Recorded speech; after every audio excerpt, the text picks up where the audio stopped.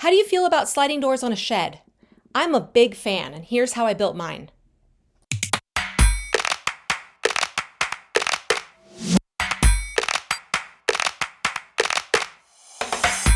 This shed door is part of a much larger project to turn my fence into bike storage.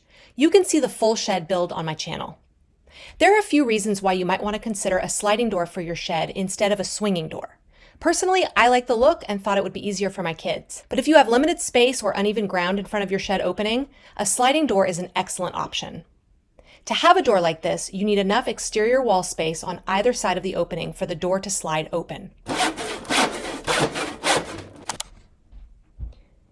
I started by making a simple frame that was wider than my opening by 1 inch on each side. The length will depend on how high you hang your track. I left 1 inch of clearance at the bottom because my floor is rock. I made sure the frame was square and used pocket holes to connect the sides. Because this isn't a standard swinging door, there is no issue with sagging and therefore no need for a diagonal brace. However, I did add a support in the middle of the frame for stability and also to connect the cedar slats. I attached the wheels at the top so I could test the frame before attaching the cedar.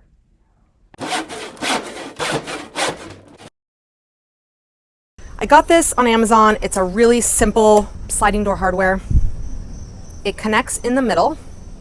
As you can see, I got 8 feet, even though this is longer than 8 feet, because I'm just gonna set the wheels in a little bit. Wait, it's just here. Yeah, if this isn't level, then you have a problem. Or rather, I have a problem.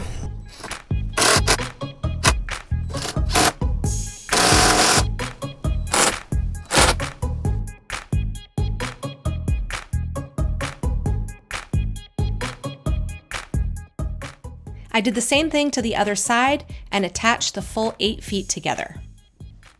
And here's a sneak peek with the door frame. You can see it works great, even though the track is a little bit short. I just set the wheels in and it's not a problem at all.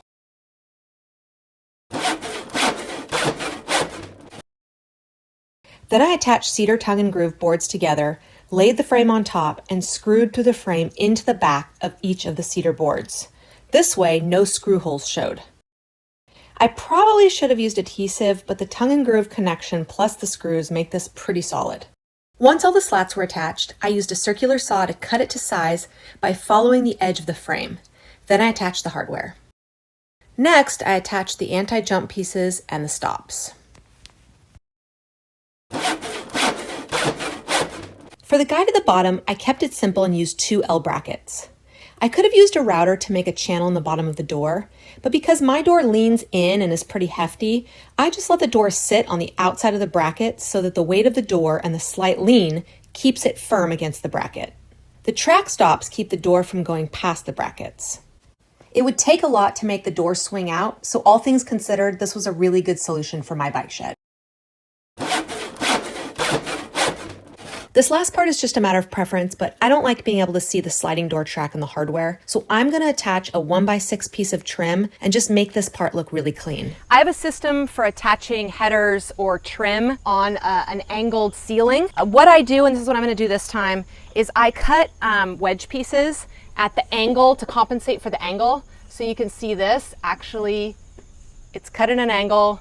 When I put it here, it makes a 90-degree surface so I can attach my header to this 90-degree surface. And the way I attach this to the rafters is with a 1x4 or 2x4 or 2x6, whatever. In this case, it's going to be a 1x4.